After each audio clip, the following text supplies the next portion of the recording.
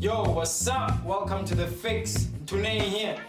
Oh my goodness. Enemies of success, don't we have them all? Or don't they exist in life? There's so many things that we are not aware of. That if we don't get in order, if we don't fix these things while we're still young, we might pay a heavy price later on in life. And if you're going to be watching this video today, I have 3 things that I need you to be aware of, that if you eliminate them, if you get them in order, I promise you your road to success will be paved with nothing but roses, baby. Listen, my first point to you is this. The first thing that is your enemy is a poor self-image. Yeah, I said it. A poor self-image. What is a self-image? It is a list of things that attach to your character. Who are you? What do I want in this life? Where am I going? Because unless you know who you are, you cannot know what you want in this life. You cannot know where you're going. You see, a self-image gives you direction. A poor self-image results in a poor vision. Literally, your life without a self-image is like a car without a steering wheel. Oh, of course, you're going somewhere. However, the chances of you ending up somewhere nowhere are very high. And that's why people bump into midlife crisis, because they don't have a direction. So let me tell you this. It was until I personally had to sit down myself and I bumped into a huge crisis in my life that I began to ask myself, but who are you in this world? What do you want? Where are you going? Until I sat down by myself and thought hard about these things, I did not have direction. But however, when I started sitting down by myself and defining who I am, only then did I start reaching my full potential. Only then did I start tapping into that part of myself. And I began to separate myself from other people because I wanted to find out what lies within me that I have never known before. So what are some of these things that you need to be aware of that shape your self-image? Number 1 is your character. What are some of the things that people say as soon as your name comes by? What are your principles? What are your values? What are your morals? What would you not do and what will you do? So what I need you to do is this. Identify your self-image, because without it you will never be successful. However, at the end of this video, do me a favor. Sit down with a pen and a paper and write down some of the things that you stand for, right? Who are you? Sit down and think yourself thoroughly outside of what everybody else says you are. Start defining yourself. Don't listen to what everybody say you are. Decide for yourself who you're gonna be. Write down, who am I? What do I want? Where am I going?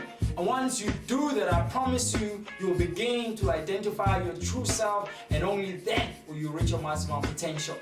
Yeah, my second point is conformity.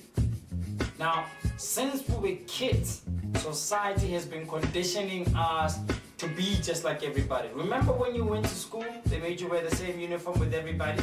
They made you sit in the same kind of table and chair with everybody? They made you do the same work? You'd probably dress the same way as your friends? You probably listen to the same music as your friends? Went to the same places? And if you look around your society in general, we're not mostly the same, we're not mostly different. Most of us are living the same kind of lifestyle. And that's the one thing that is going to be your enemy towards success, is that society has conditioned us to be like everybody else. It's like when you're being different, you're being indifferent. It's like you're hated for being different. And nobody promotes it when you're being different. They kind of look at you like you're an awkward person. However, if you want to be like the 97% within society that does every single day live a secular life that everybody else live, fine, good for you. However, if you want to achieve success, and I've been studying a lot of people who are successful, and I can tell you that they embrace their individuality. Once you find your individuality, you begin to separate yourself from the masses. You begin to find out what you're like, what you don't understand, and you begin to find out your issues, and you begin to fix them. You begin to learn more about yourself. And when you do that, however, you gotta be aware that society will still come back and say nasty things about you. They will tell you, oh, you think you're better, oh, you think you're this, oh, you think you're that, and they'll label you all kinds of things. Why? Because now you are beginning to be different. But however, it is in your individualism that your success lies. So my advice to you is this: stop being like the 97%. Walk away from them. Don't do what they do. Don't read what they do, what they read. Don't watch the shows that they watch. Don't go to the places they go to. They don't even talk like they do.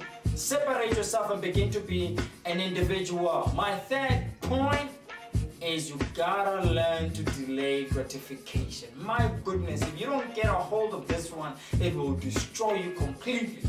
Now, delaying gratification is a very important aspect of success, but your inability to deal with it, to delay gratification, will literally destroy you. And this is how it works. I was blown away when I read this, but I was reading my book, right? They did a study, I think we've all seen the marshmallow study on 4-year-olds, right? They make them sit there in a chair and they put a marshmallow in front of the kid and they say, you know what? If you don't eat this marshmallow, I will come back and give you a second marshmallow after I run an errand. But that's your choice. You can choose to eat it now, or you can wait for some time, and I will give you a second one. And they make the kids sit there. So what happens is they follow the kids from the young age to an older age in this particular test. But this is what the test managed to prove. That for the 4-year-olds that ate the marshmallow, that couldn't wait for the second marshmallow, later on in life, what they found out is there were people who were disorganized emotionally, they were unreliable, they had emotional problems, they couldn't deal with anger, they were easily panicked under pressure, they were just all around messed up. And I'm sorry to say that, but that's the kind of image that this book kind of paints. And these kind of people are impulsive in their behavior. But the most amazing part of that whole test was the second group of kids who managed to sit there with the marshmallow, and despite how tempted they were, they managed to say no to it.